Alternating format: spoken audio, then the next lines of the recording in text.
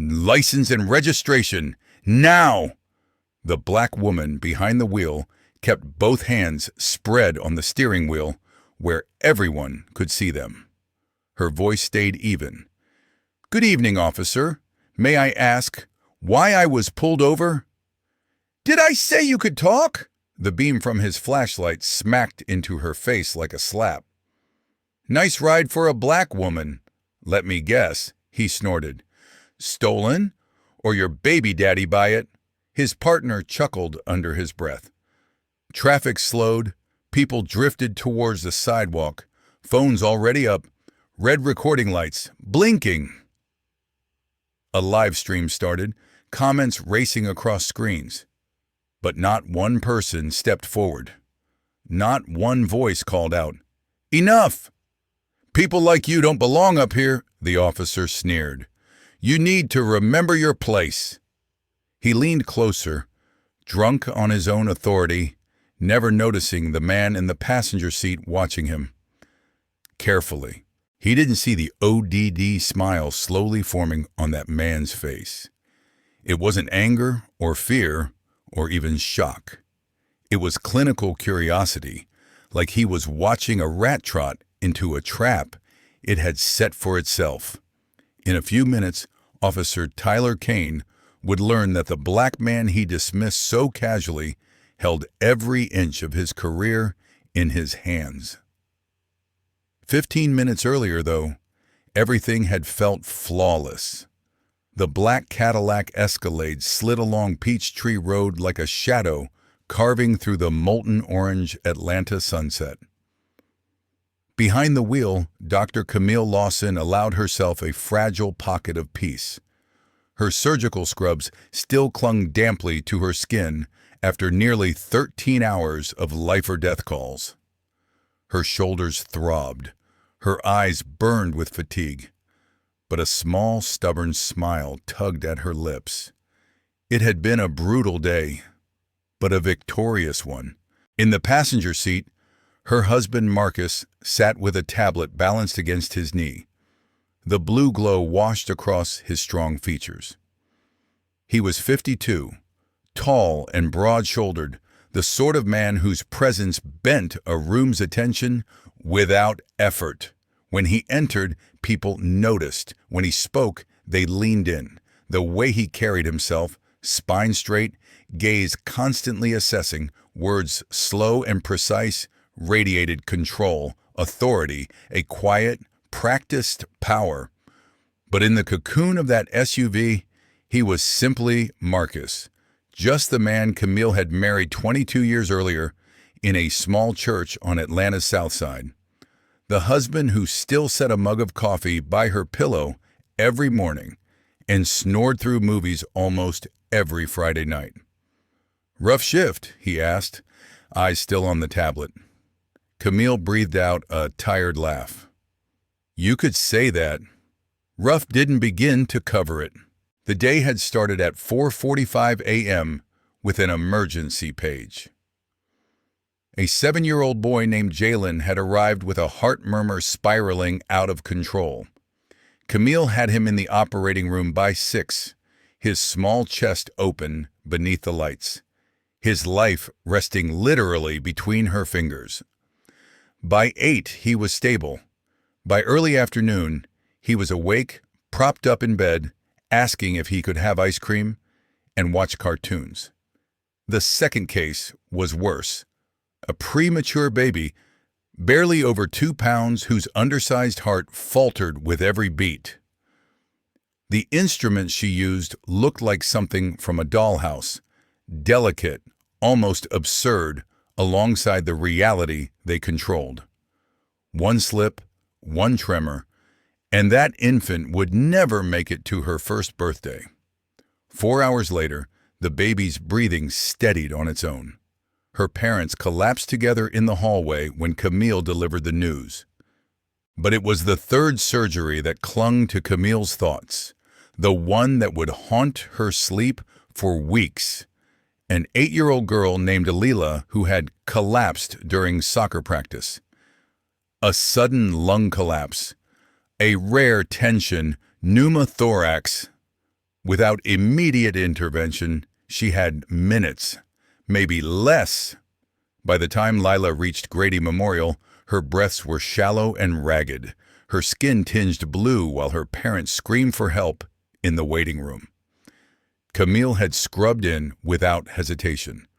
4 relentless hours of fighting off the dark, of refusing to let that child slip away. 4 hours with death pacing just over her shoulder. When Lila's eyes finally cracked open in recovery, when she whispered hoarsely asking where her mom was, when a tiny, confused smile flickered over her face, Camille walked calmly into an empty supply closet and sobbed until her legs nearly gave out. That was the job. That was always the job. Carrying the weight of other people's children, standing as the last thin wall between a family and the worst day of their lives. More than 2,000 young patients. That was roughly how many kids' lives Dr. Camille Lawson had preserved in her 17-year career. 2,000 families who got more tomorrows because she refused to surrender when the odds turned ugly. Tonight, those same hands rested lightly on the leather steering wheel of her husband's $90,000 SUV. The usual, she told Marcus with a small shrug. Saved a couple of kids. Nothing major. He chuckled, the familiar private joke easing the leftover tension. In the Lawson household, saving lives was just part of the family routine. Another line in the day's schedule. Marcus's phone buzzed against the console, screen flashing with an incoming call. The display showed a name, Deputy Chief Harris. Marcus glanced at it, then tapped decline, letting the call die out. Camille arched an eyebrow. Work? Personnel issue, he said. Someone I need to handle Monday. She noticed the momentary clench in his jaw, the way his fingers tightened around the tablet. Whatever he'd been reviewing disturbed him. She caught a glimpse of the header before he shifted it away. Kane, T. Complaint summary. She didn't push. 2 decades of marriage had taught her the rhythm of his silences. When he was ready to talk, he would.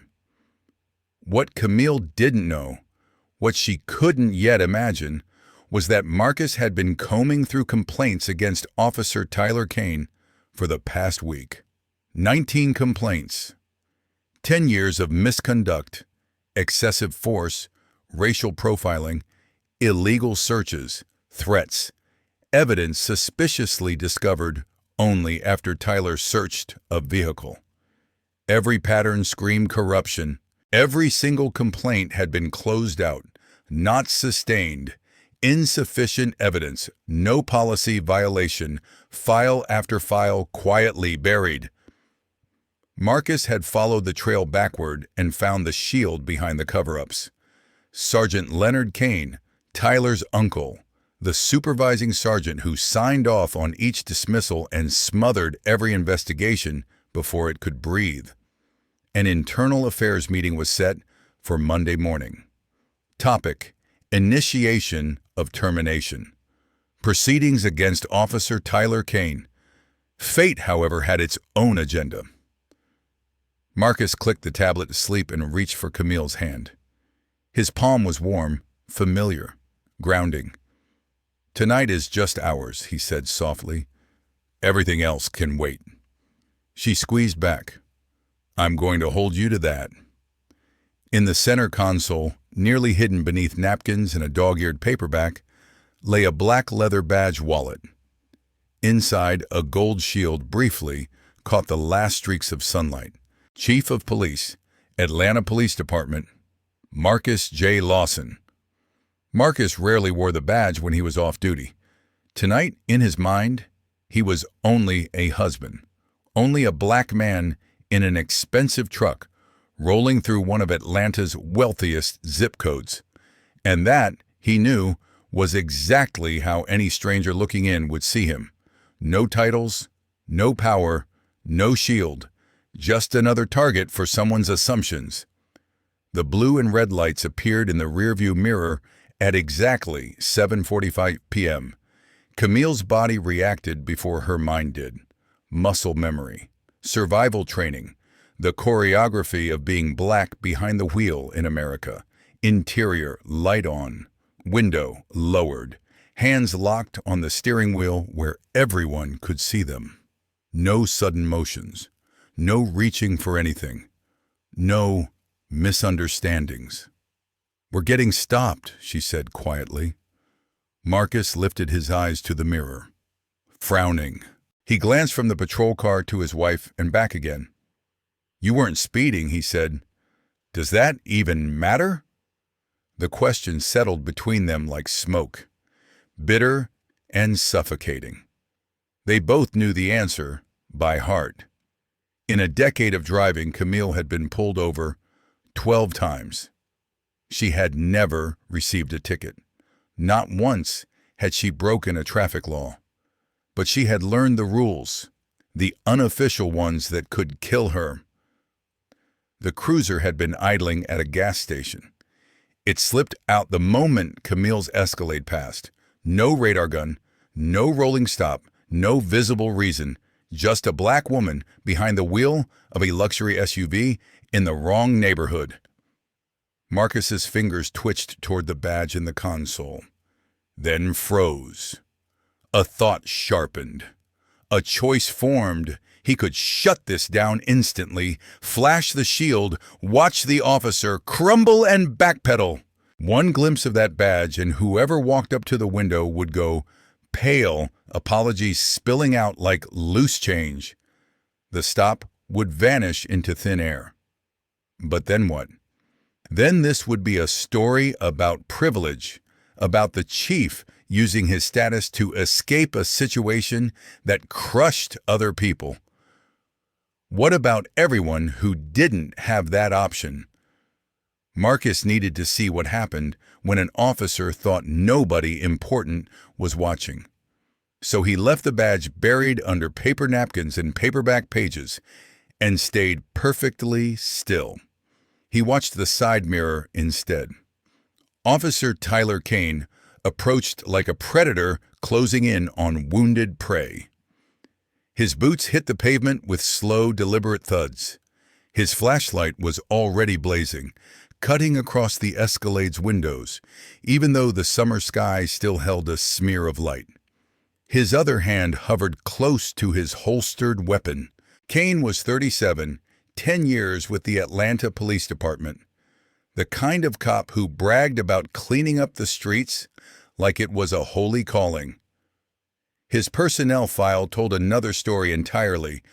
19 complaints, a trail of bruises, and broken trust. Excessive force against unarmed civilians. Stops that targeted black drivers over and over. Searches conducted without consent or probable cause, followed by convenient discoveries of drugs or weapons after the fact. Not a single complaint had ever stuck. No discipline, no suspension, no retraining. Every allegation had been stamped, dismissed, and filed away. Sergeant Leonard Kane had handled that part, signing off on each closed case, making his nephew feel untouchable. Tyler believed he was above the very law he carried on his hip. He was about to learn how wrong he was. Behind him, Officer Mia Torres lingered near the patrol car, uneasy. Torres was 31, less than a year out of the academy, 9 months into her field training. Her body camera blinked with a steady green light on her chest. She'd watched Tyler run this routine before. The hard-charging walk, the sneering questions, the way he took pleasure in making people squirm. It twisted her stomach. But she stayed quiet. She always stayed quiet. Kane reached Camille's window and blasted the flashlight into her eyes. License and registration. No greeting, no explanation. Just a command hammered with contempt. Camille kept her hands where they were, voice soft and clear. I'm going to reach into my purse for my wallet, sir. My ID is inside. She moved slowly, narrating every action before she made it. 15 years of cracking open tiny chests in an operating room had trained her to stay calm under pressure, even deadlier than this. She handed over her license and registration with steady fingers. Kane read the name aloud, his lip curling. Dr. Camille Lawson. He spit out the title like it offended him, like the word doctor didn't belong beside a black woman's name. He dragged his flashlight across the interior, the leather seats, the polished wood trim, the seamless tech built into the dash. So what is it? Some charity handing out pills to addicts? Free clinic? For people on welfare? His tone made every word sound dirty. Camille's face stayed neutral. Her voice didn't waver. I'm a pediatric cardiac surgeon at Grady Memorial, she said. I repair congenital heart defects. Today, I performed 3 operations, including a life-saving procedure on an 8-year-old whose lung collapsed during a soccer game. She paused just long enough to breathe. May I ask the reason for this stop, officer? Sati? Kane ignored her question like she hadn't spoken. The flashlight swung toward the passenger seat, swiping across Marcus's face for a single, dismissive second. 1 second was all the time Kane spent deciding that the man in the passenger seat didn't matter. And who's this? His tone dripped boredom. The boyfriend? Her husband, Marcus said evenly. Kane barked a short, ugly laugh. Husband, huh? Yeah, sure. Whatever you say. He said it like the very idea was ridiculous. Like a black surgeon in an Escalade couldn't possibly have a respectable husband. A real marriage, a life that belonged in this zip code. Marcus stayed absolutely still, his face unreadable. Behind his calm eyes, calculations hummed.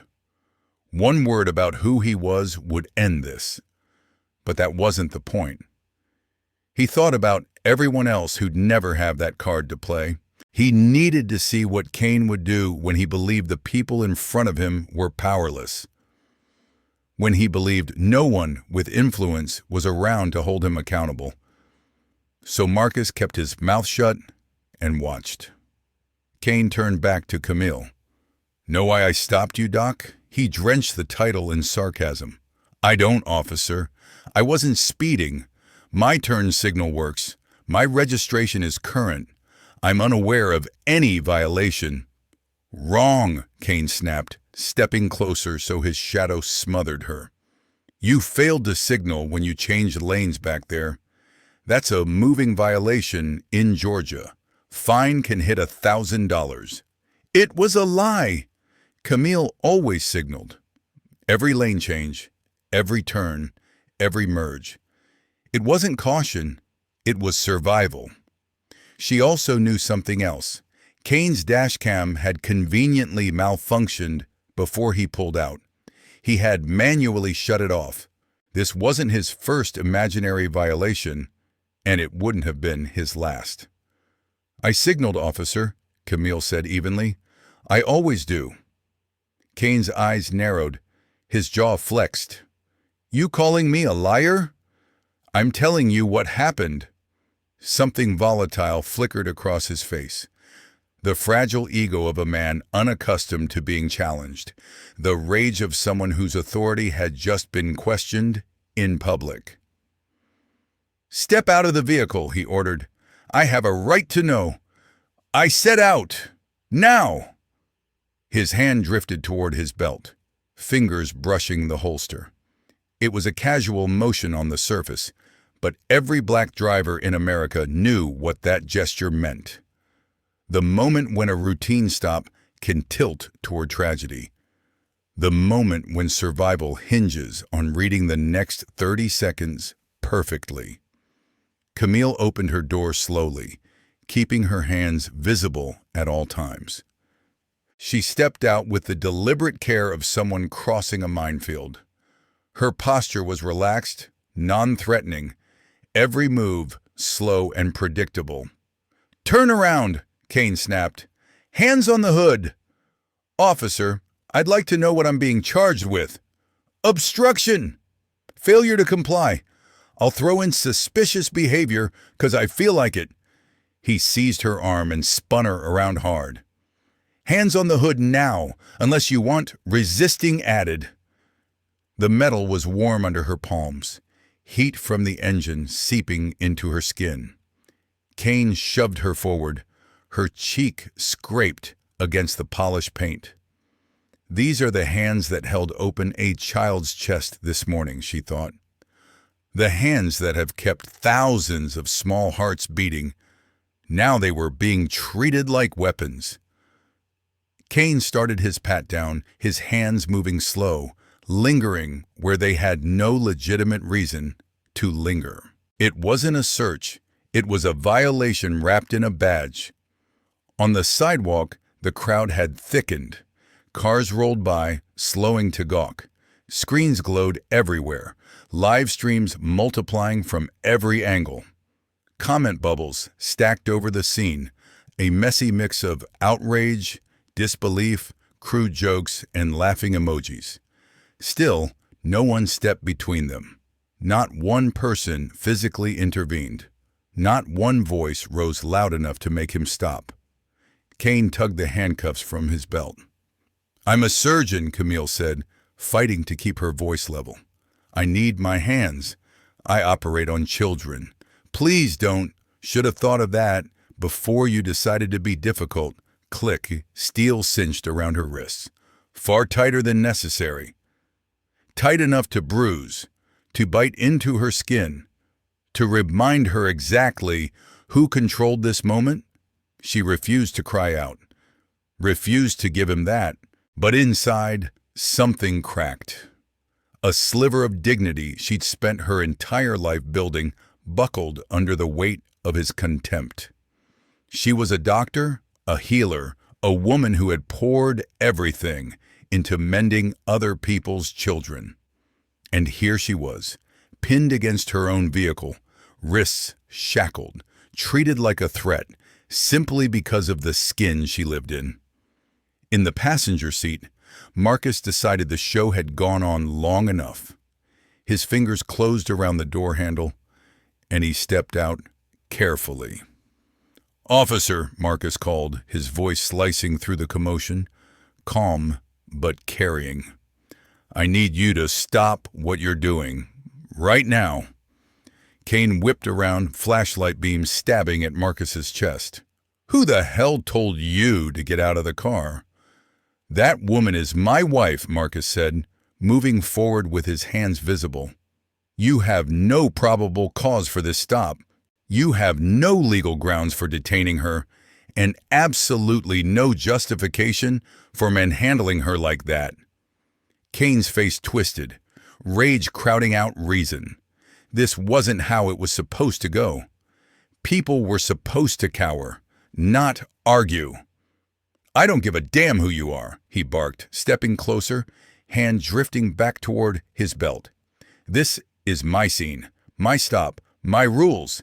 Get back in the truck or join her." "This isn't a scene," Marcus replied. His tone was almost frighteningly controlled.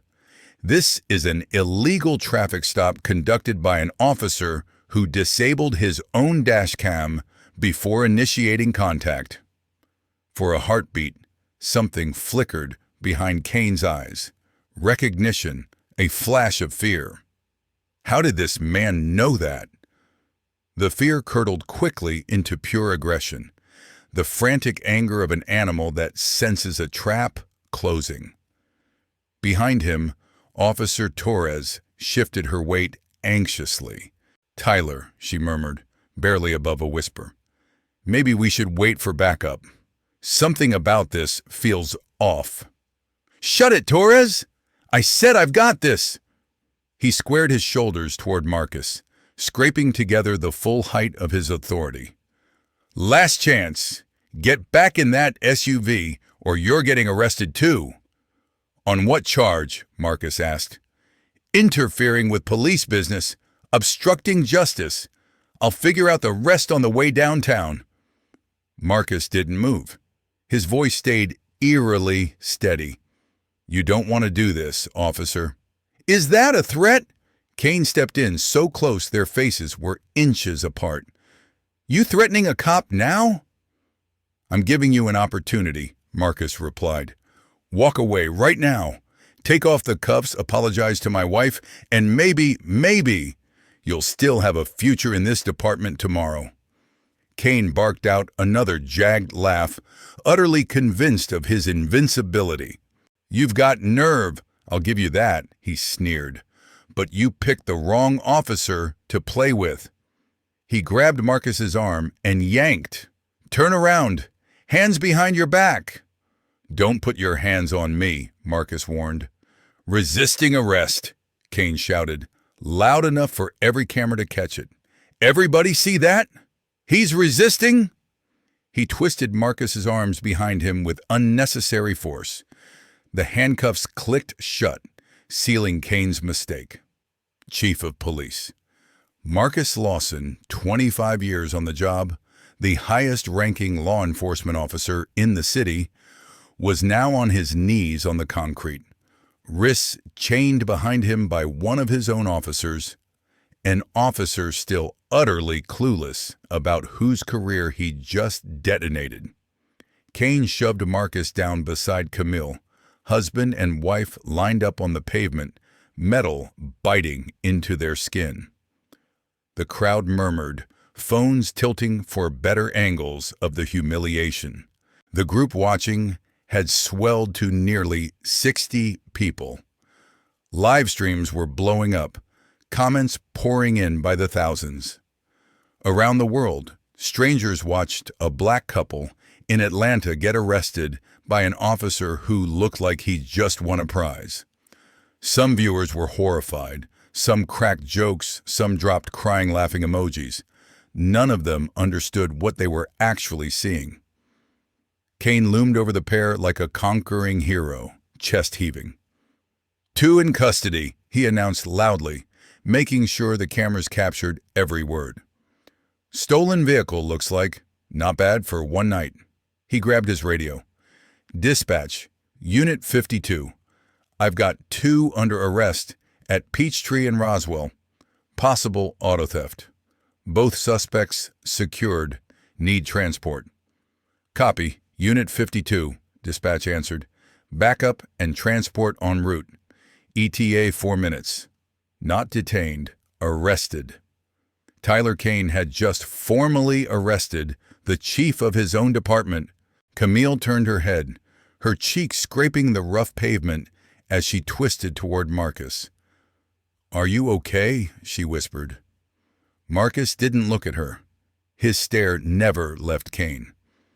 "This is going to end soon," he said. "How can you be sure?" "Because backup is on the way," Marcus answered quietly. "And at least one of those officers is going to recognize me." Camille's heart pounded. She wasn't sure whether that reassured her. Before she could respond, Kane strode to the rear of the Escalade and popped the trunk without asking. Another casual violation of the Fourth Amendment to add to his growing list. Inside were 3 straightforward items: a gym bag stuffed with workout clothes, a case of bottled water, and a folded American flag sealed in a glass display case. Kane lifted the flag, turning it like it might provide evidence of something sinister. "What's this?" he called, holding it up so the crowd and cameras could see. "You swiped this from some veteran's funeral? A parade?" A sharp inhale rippled through the onlookers. Someone muttered, "That's a burial flag. Are you out of your mind?" Camille's voice broke for the first time that night. "That flag belonged to my father-in-law, Master Sergeant Robert Lawson," she said. 32 years in the United States Army. He served in Vietnam and Desert Storm. He earned a bronze star and 2 Purple Hearts, she continued, tears streaking down her face. He died 6 months ago, surrounded by his family. That flag was folded by soldiers in full dress. It was handed to my mother-in-law with the words, "On behalf of a grateful nation, please accept this flag as a symbol of our thanks for your loved one's honorable service." Her breath hitched. It's the most sacred thing we own. Kane looked from the flag to Camille, then dropped it back into the trunk with a dismissive flick, as if it were junk mail. "Probably stole that too," he said. In that instant, something fundamental shifted inside Marcus. The detached curiosity that had kept him observing, analyzing, counting every misstep, evaporated. The methodical patience that had brought him here hardened into something far colder. This man had mocked his wife, degraded her work, trampled her rights, and now he had casually insulted the memory of Marcus's father. Master Sergeant Robert Lawson had bled for this country, had sacrificed birthdays and anniversaries to defend the freedoms Tyler tarnished tonight. That flag had been folded with reverence, presented with trembling hands.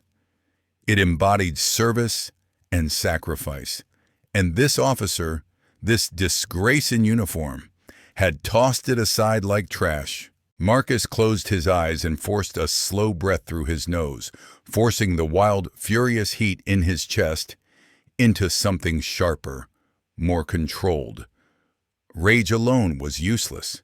Precision, though, that could destroy careers cleanly. When he opened his eyes again, his decision was complete. Tyler Kane wouldn't simply lose his badge, he would lose everything he'd built on other people's pain. The sirens grew louder, echoing off glass and steel as backup approached. Blue and red reflections splashed across nearby storefronts as 2 additional patrol cars rounded the corner, gliding to a stop behind Kane's unit. 4 officers stepped out, scanning the scene. The first was Sergeant Aaron Blake, 41, 15 years on the force, recently promoted. Promoted by Chief Marcus Lawson himself. Blake could still picture the email he'd received 1 week earlier, the words standing out in bold at the bottom of the message. "Congratulations on your promotion," the chief had written. "Your work in community policing exemplifies the future we want for this department." Blake had reread that line 3 times, stunned and proud that the chief knew his name, his cases, his reputation. Now, as he took in the sight in front of him, a black couple cuffed on the pavement, Kane puffed up over them like a conquering warrior, something in his gut told him this scene was wrong. He recognized Marcus almost instantly, even out of uniform, even with his wrist bound. It wasn't just the face, it was the posture, the centered calm, the way Marcus's eyes didn't flinch. Blake's heart slammed against his ribs. Tyler had no idea. None. "What the hell?" he breathed under his breath. Torres glanced his way, reading the shock on his face.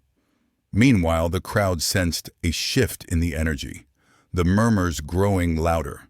Kane strutted toward Blake like he'd personally taken down a cartel. "Sergeant, we've got 2 suspects, possible stolen vehicle, maybe more. They got mouthy, non-compliant, you know the drill. I've got them secured for transport." Blake barely heard him. His focus locked on Marcus's face. The chief's eyes met his, and in that brief, silent exchange, Blake read everything he needed. "Stay calm. Don't blow this here, but remember every second." "Unit 52, Blake said carefully, turning as if he were just confirming details for his report. "You run the plates yet?" "Yeah," Kane said with a dismissive wave.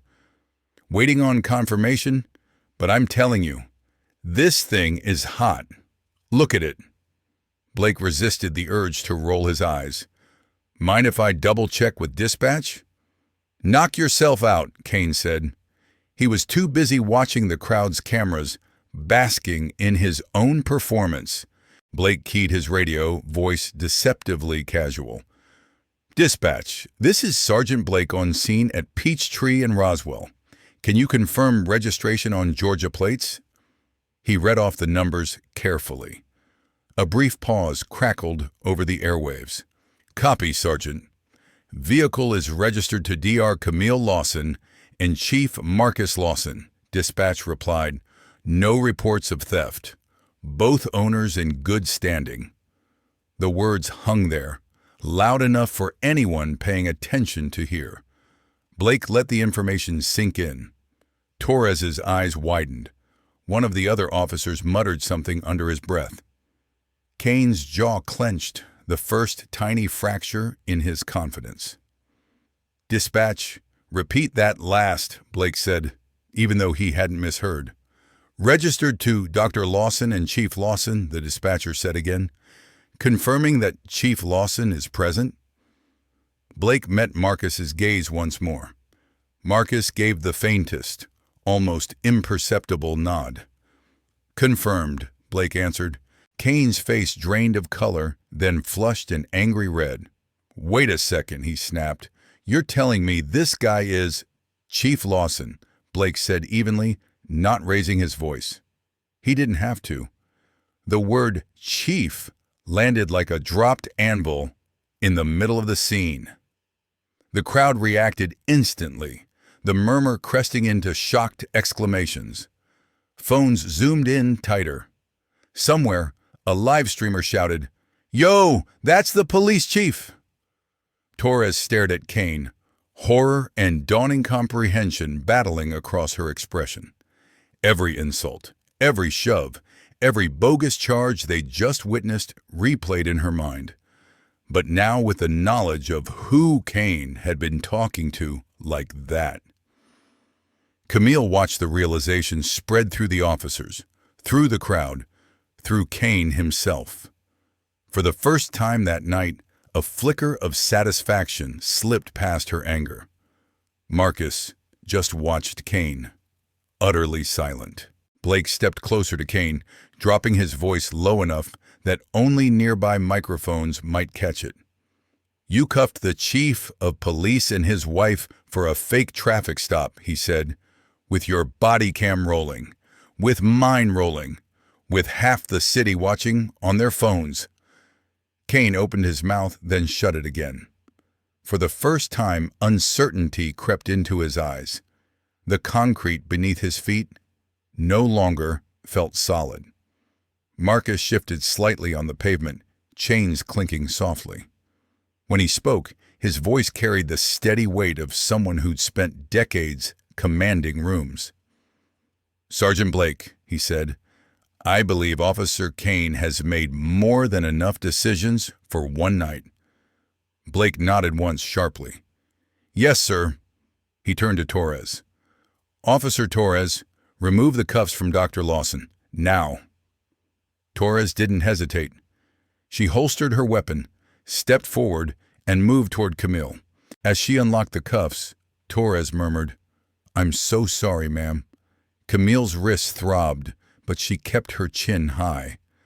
Blake stepped to Marcus next, key already in hand. Chief, he said quietly, with your permission. Marcus inclined his head. The metal fell away with a click that sounded, to Blake, like a verdict being sealed. He thought again of the chief's email from a week earlier, how it praised his commitment to real community policing. That promotion email had ended with a neat digital signature. Marcus J. Lawson, Chief of Police. Blake approached the chaos with his training on autopilot. Two suspects on the pavement, Kane towering over them, a wall of onlookers, phones raised high. Then his gaze locked on the cuffed man's face. Blake's stride faltered. His stomach lurched. Ice shot through his veins as recognition clicked and refused to let go. Torres, he hissed, snagging Mia's elbow and tugging her a few steps away. His voice dropped to a razor-thin whisper. "Take a good look at the man on the ground. Really look this time." She glanced over lazily at first. "Those are Tyler's suspects. He said they were in a stolen—" "His face!" Blake snapped quietly. 1 second, 2, 3. The color drained from hers. "Oh my God! That's Chief Lawson!" Blake's throat felt tight. "Marcus Lawson, Chief of Police," he managed. "Tyler just slapped cuffs on our chief." Tora's hand flew to her mouth. Her body cam suddenly felt like it weighed 50 pounds on her chest. "He doesn't know," she breathed. "Tyler has no clue who that is." "Not yet," Blake said grimly, already moving. "But he's about to find out exactly who he's been manhandling." He closed the gap in 5 long strides. "Kane, stop what you're doing, right now!" Tyler turned, irritation twisting his features. This was his moment, his big collar, and he didn't appreciate anyone stepping into his spotlight. "Blake, what's your problem? I've got this locked down. 2 suspects, stolen SUV, resisting—" "Do you have any idea who you just arrested?" Blake cut in. 2 felons in a hot—" Blake didn't bother responding. He dropped to one knee beside Marcus, already fishing for his handcuff key. "Chief Lawson, sir, are you injured? Do you need EMS?" The word chief detonated like a grenade. Kane's mouth fell open, but nothing came out. His brain clawed at reality, struggling to match the man in front of him to the framed portrait hanging in every precinct lobby, the one he'd walked past 1,000 times without really seeing. "Chief," he stammered. The words scraped up his throat like glass. "What do you mean? Chief?" Blake's hand shook so badly it took 2 attempts to slide the key into the lock. "Chief Marcus Lawson," he said, voice taut. "Atlanta Police Department. The man whose name is on my promotion paperwork. The man who runs this entire agency." The cuffs finally popped open. Marcus rose slowly, rolling his wrists. Angry red marks ringed his skin. "The same man," Blake added quietly. "You just arrested on camera." Kane's face shifted, in stages people would talk about for years. First confusion, brows knitting as he tried to assemble the puzzle pieces.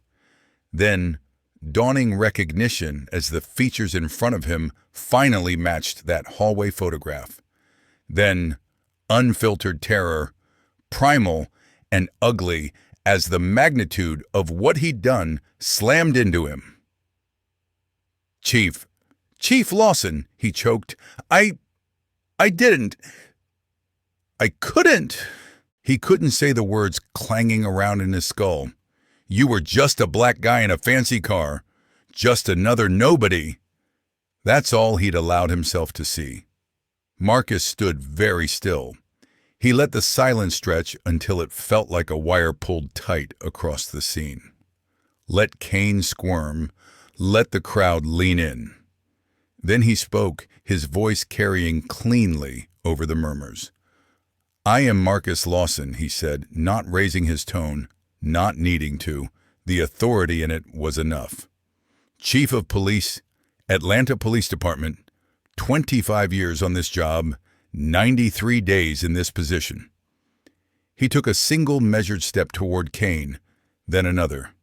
"And you, Officer Tyler Kane, have just placed your own commanding officer under arrest." The words hit harder than any shove. Kane's knees threatened to buckle. "Sir, I didn't know," Kane stammered, stumbling backward. "I didn't recognize you. The light was in my eyes and That," Marcus cut in, voice like sharpened steel, "is exactly the problem. You didn't recognize me." He let that hang. "And do you know why? Because you never actually looked. You saw a black man in a high-end truck and saw a target, an opportunity, a problem to dominate." And he moved closer. Kane retreated again, almost tripping. My wife is a pediatric heart surgeon, Marcus continued. She has saved more than 2,000 children. Today alone, she operated on 3 young patients, including a little girl who would be dead right now if not for her skills. He gestured toward Camille, who Blake was gently helping to her feet. You slammed her onto the hood of her own vehicle. You called her a thief.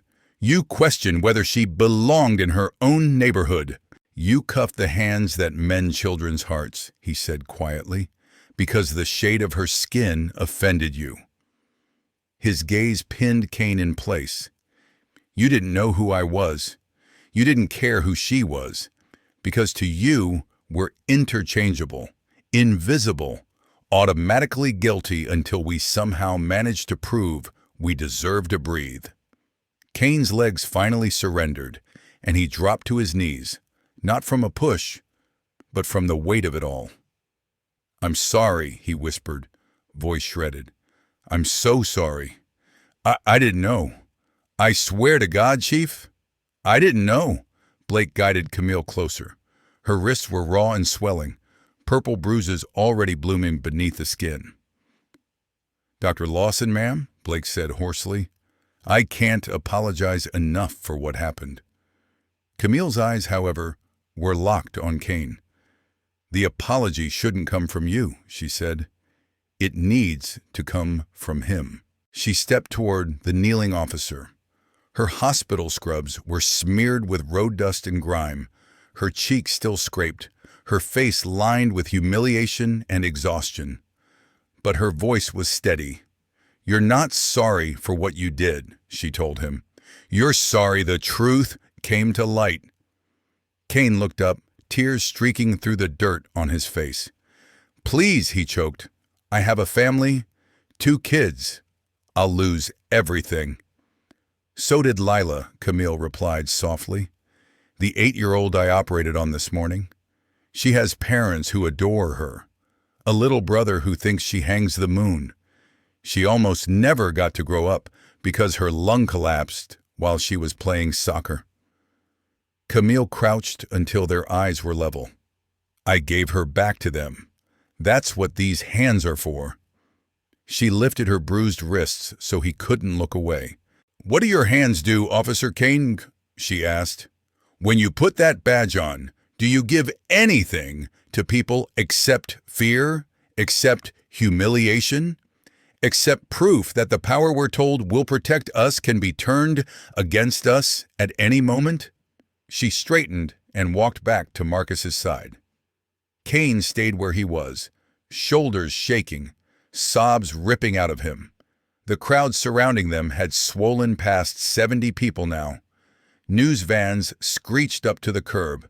Booms mics rose over the sea of onlookers. Helicopters droned overhead, their spotlights slicing the night. But something in the air had shifted. The snickering was gone from the live chats. The laughing emojis vanished from the streams. The tone in the comments transformed into fury, into shared outrage, into a sense that everyone watching had just witnessed a line being crossed. Someone near the back started clapping. One lone pair of hands, then another joined, and another until applause rippled through the crowd like thunder rolling down the street. Hold him accountable, someone yelled. We see you, Chief. Karma! Justice! Marcus lifted his hand, palm out. The noise dimmed almost instantly, like someone had turned down a volume knob. I need everyone to listen to me, he called out. Carefully. Cameras zoomed in. Reporters leaned forward. Every phone swung toward him. Tonight, Marcus said, my wife and I were arrested by one of the officers I'm responsible for leading. My wife, Dr. Camille Lawson, has saved more than 2,000 children in this city. He inhaled slowly. Tonight, she was dragged from her car, slammed against the hood, groped, and handcuffed like a criminal.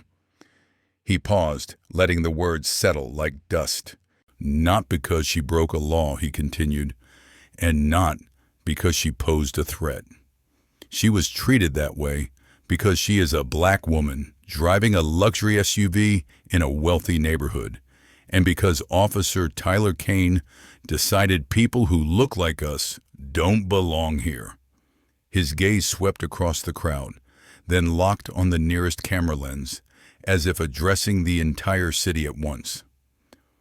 I could tell you this was a one-off incident, he said, that it's just one bad officer, one tragic mistake, a misunderstanding we'll handle quietly. He shook his head. But that would be a lie, and I am done lying to protect a system that's rotting from the inside. He turned his body squarely toward the cameras. His voice stayed even, but the steel in it was unmistakable. Officer Kane has 19 separate complaints in his personnel file, Marcus said. 10 years of documented misconduct, excessive force, racial profiling, illegal searches, planting evidence. The crowd erupted in gasps and low curses. Reporters' pens flew over notepads. Every single complaint was stamped unfounded or not sustained, he went on, buried by his supervising sergeant, who also happens to be his uncle. He let that sink in. That's not just one bad cop. That's a machine built to protect him. That machine, Marcus said, stops tonight. He nodded toward Kane. Effective immediately, Officer Kane is suspended without pay pending a full investigation. His badge and weapon are being taken right now. Blake moved without hesitation, unclipping them. I am personally referring this case to the United States Department of Justice, Marcus continued, not just internal affairs, not the local DA. Federal prosecutors with no loyalty to this department. This case will not disappear into a file drawer. This officer will not be shielded, he said. There will be real consequences. From the edge of the crowd, Torres stepped forward, drawing a steadying breath. She'd spent 6 months watching this man terrorize people and 6 months biting her tongue. Tonight, that ended. Chief Lawson, sir, she called. Marcus turned toward her. Dozens of cameras swung in her direction. It was the kind of moment that rewrites an entire career. I want it on the record, Torres said, voice trembling but clear, that I witnessed everything tonight. Every word Officer Kane said, every action he took, and I failed to step in when I should have. She swallowed hard, but went on. My body cam recorded the entire stop, beginning to end. The footage auto-uploads to the department servers. I can't erase it. No one can. She squared her shoulders. And I am willing to testify under oath, she finished. In court, on camera, wherever I have to. I'll say exactly what I saw tonight. Kane's head jerked up. MIA, he rasped, eyes wide. Come on, we're partners. You're supposed to have my back. She shook her head, the hesitation gone from her voice now. We were partners, she said, but I'm done covering for someone who doesn't deserve the uniform. She turned back to Marcus. I know I should have spoken up earlier, she admitted. I know my silence made me part of the problem, but I want to help fix it now, however I can, whatever it costs me. Marcus studied her for a long beat. What you did tonight, staying quiet, was wrong, he said. You understand that? Yes, sir, she replied. I do. But what you're doing now, Marcus added, takes courage, and this department is starving for that kind of courage. He extended his hand. Torres shook it, blinking back tears. The crowd surged into applause again, louder than before. Behind them, Blake hauled Kane to his feet. The same handcuffs Tyler had used on Camille were locked around his own wrists now, cold and unyielding. Tyler Kane, Blake said formally, voice carrying, You're under arrest. Deprivation of civil rights under color of law, false arrest and imprisonment, assault, evidence tampering, filing a false police report. As he spoke, he began reciting the Miranda warning. You have the right to remain silent. Anything you say can and will be used against you. Kane staggered as they guided him to the patrol car, then twisted to look back at Marcus one last time. Chief, please, he begged, eyes wild. You know I'm sorry. I wasn't thinking. I didn't mean... You're right about one thing, Marcus said, his voice gone cold. You didn't know who I was. You didn't care who my wife was. You saw a black woman in a nice vehicle and decided, based on nothing but that she deserved to be degraded. His gaze didn't waver. That isn't a slip-up. That's who you are. And now, he finished, everyone knows it.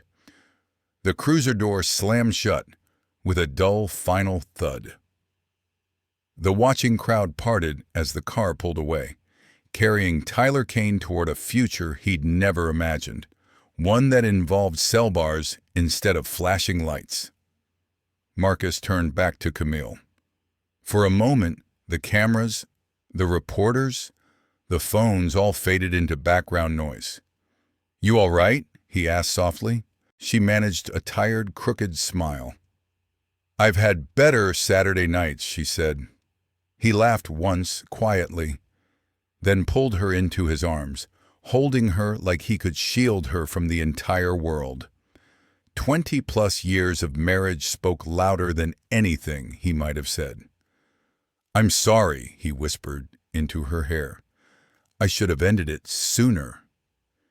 You ended it exactly when it needed to end, she replied. Now the whole world can see what usually happens in the dark. Marcus nodded slowly. This wasn't just about one rotten cop. It was about a pattern, a sickness that had been allowed to grow unchecked. Tonight, they'd yanked it into the light. Tomorrow, the real work, changing the system that produced men like Kane, would begin. 3 days later, Tyler stood shackled in a federal courtroom, blinking under colder, harsher lights. The place was packed, wall to wall. National networks had sent crews. Local stations set up cameras wherever they could wedge a tripod. The story had detonated online. The racist cop who cuffed his own chief without recognizing him. Millions had watched the clip. Millions more had shared it.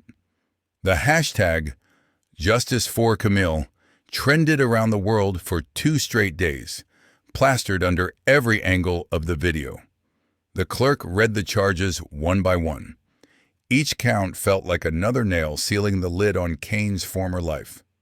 Deprivation of civil rights under color of law, false arrest and imprisonment, filing a false report, tampering with evidence.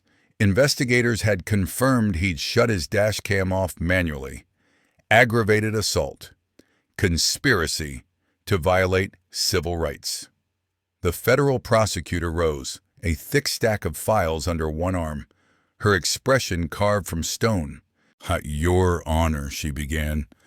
The defendant is not simply a misguided officer who made a bad choice on a stressful night.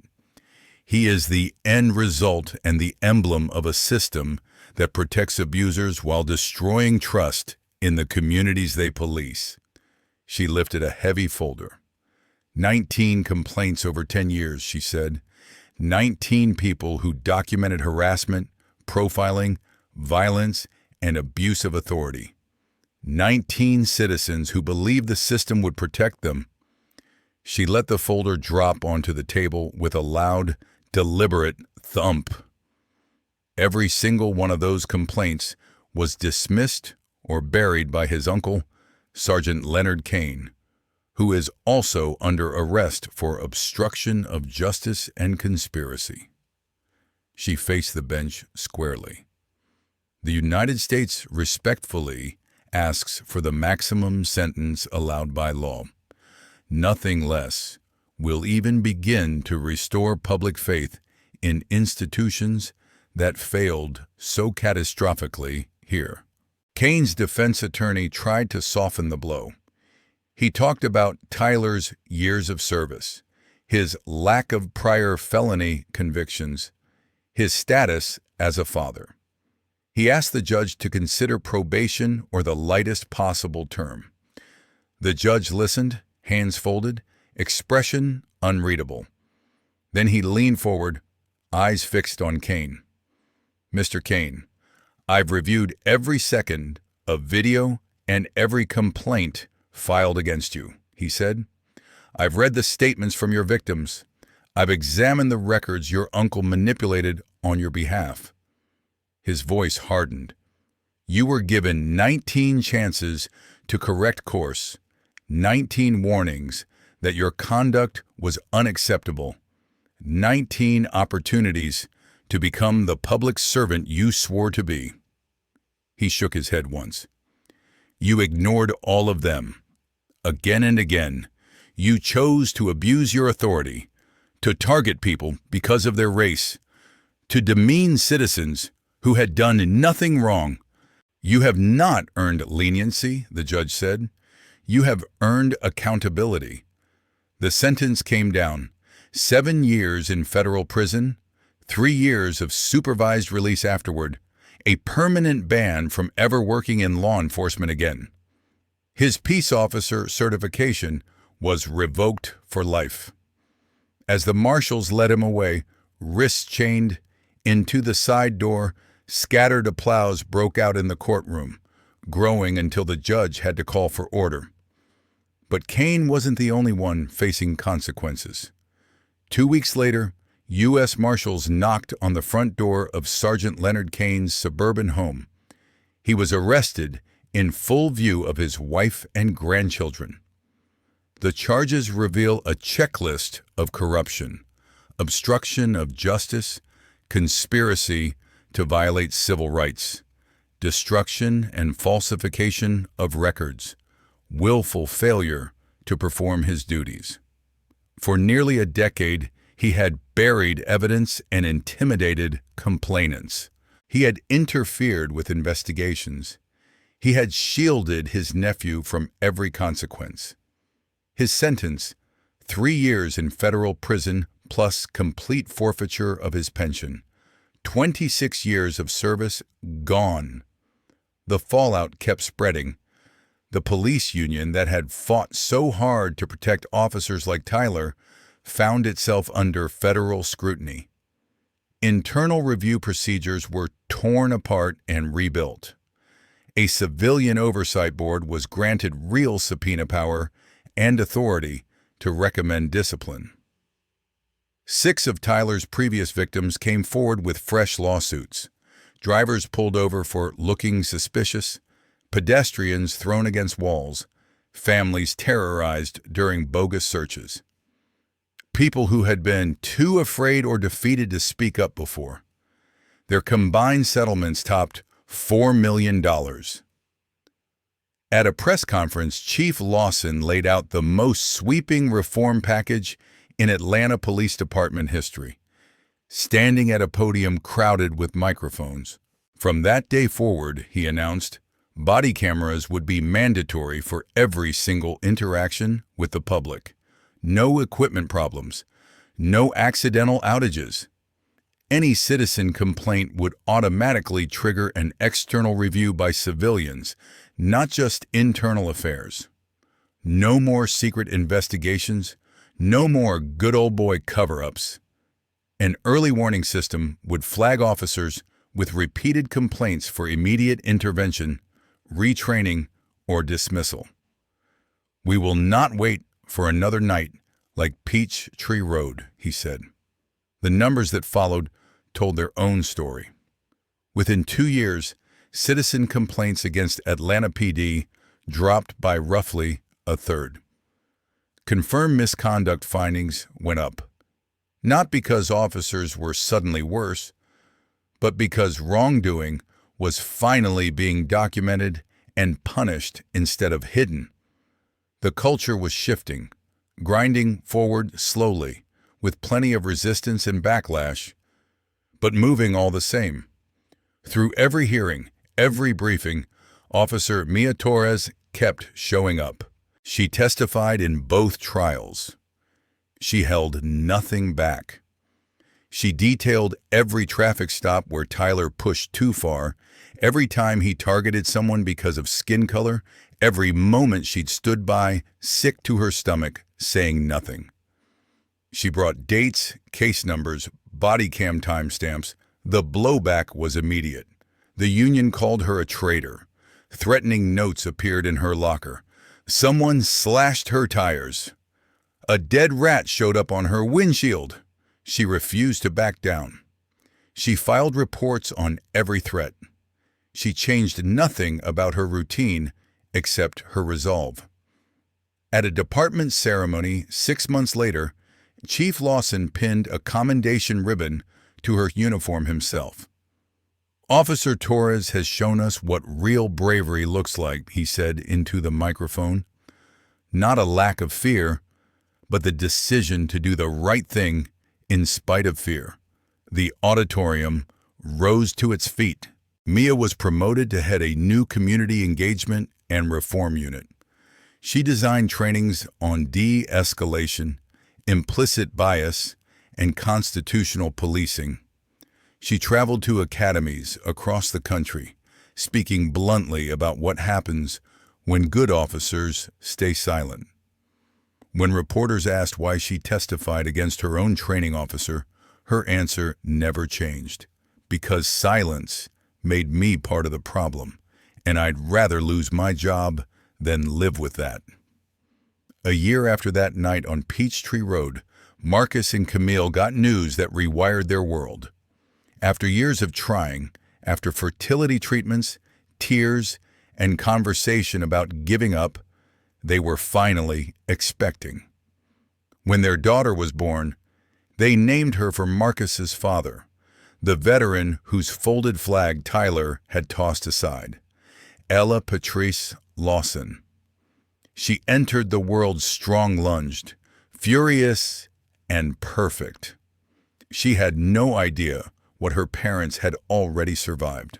She didn't know that months before her arrival, her mother had been slammed onto a car hood and shackled while bystanders filmed. That her father had knelt on hot pavement in cuffs beside her. One day, they would sit her down and tell her everything. They'd tell her they refused to play the victims in someone else's story, that they stood up, spoke out, and pushed a broken system to bend. The video of that night would later be titled, "Dirty Cop Handcuffs Black Surgeon, and Her Husband Doesn't Realize Who He Just Arrested." It racked up millions of views, but the headline doesn't tell you the whole truth. Tyler looked at Camille Lawson and saw a mark, a black woman driving an expensive SUV. In his mind, she couldn't possibly belong. He saw skin tone and a price tag, and decided that equaled guilt. He didn't see the 2,000 children whose hearts she'd repaired. He didn't see the 25 years her husband had given to law enforcement. He didn't see the life they'd built, the hope of the family they were still trying for. He saw what he wanted to see, what he'd trained himself to see.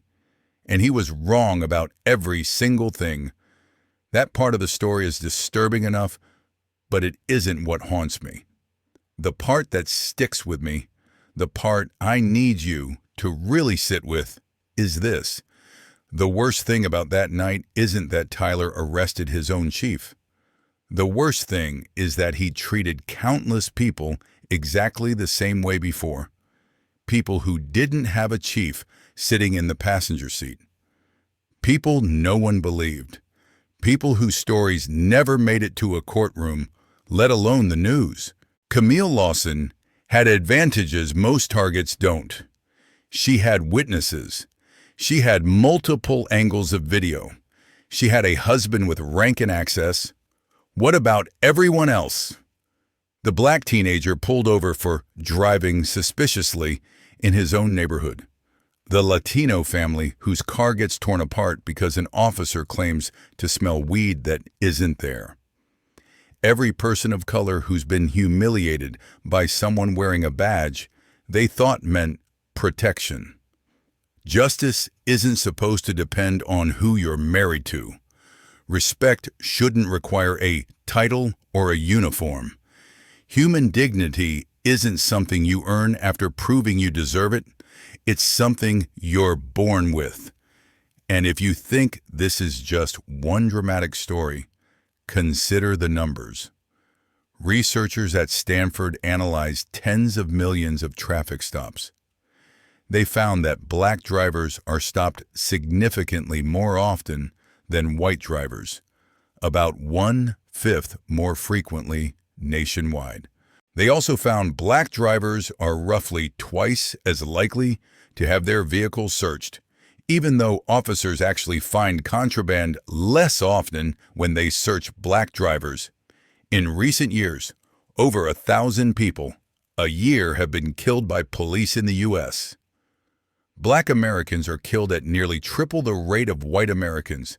Those aren't talking points. They're data. Behind every line on those charts is a family, a name, a story. So what can you actually do with all this? First, learn your rights. In most places, you can refuse a search of your car if there's no warrant and no real probable cause. Civil rights groups like the ACLU publish free guides on what to do during traffic stops. Download one, memorize it, share it with your kids.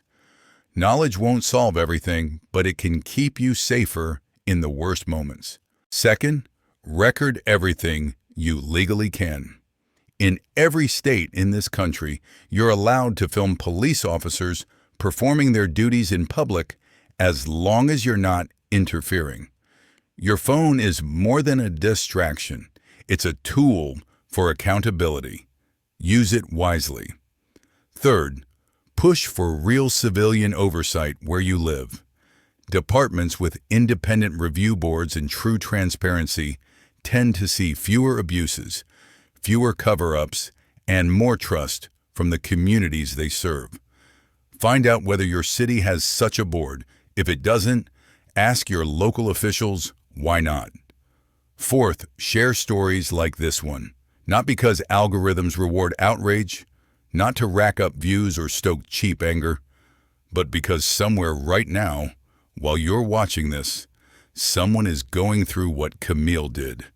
Sitting on a curb, cuffed, humiliated, wondering if anyone will ever hear their side.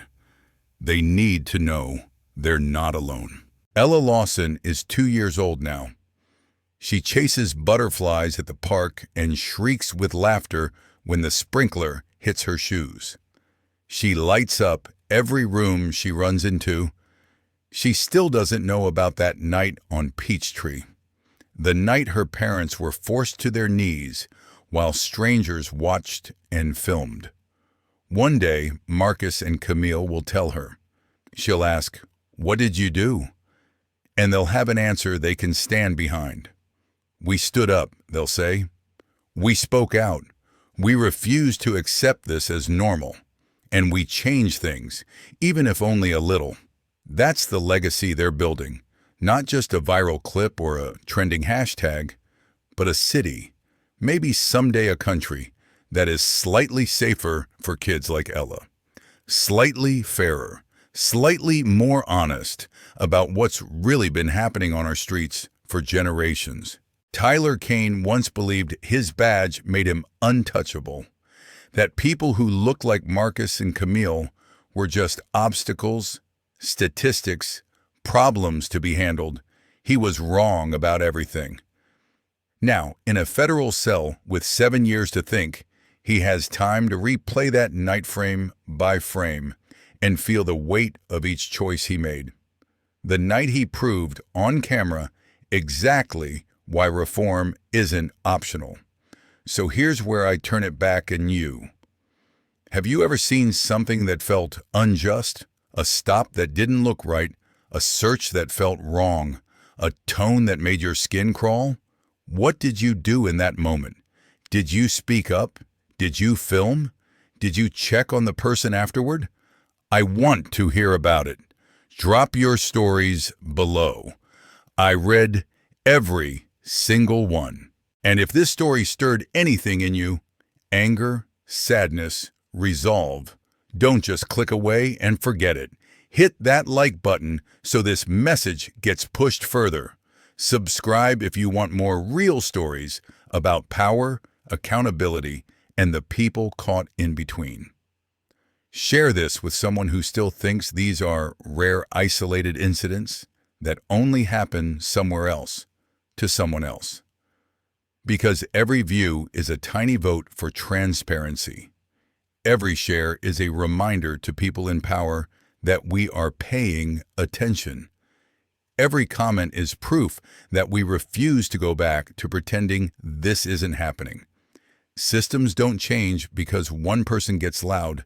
They change because a whole lot of people refuse to sit quietly anymore. Never underestimate what that pressure can do. And never underestimate the person standing quietly in front of you. The nurse in scrubs grabbing gas after a double shift.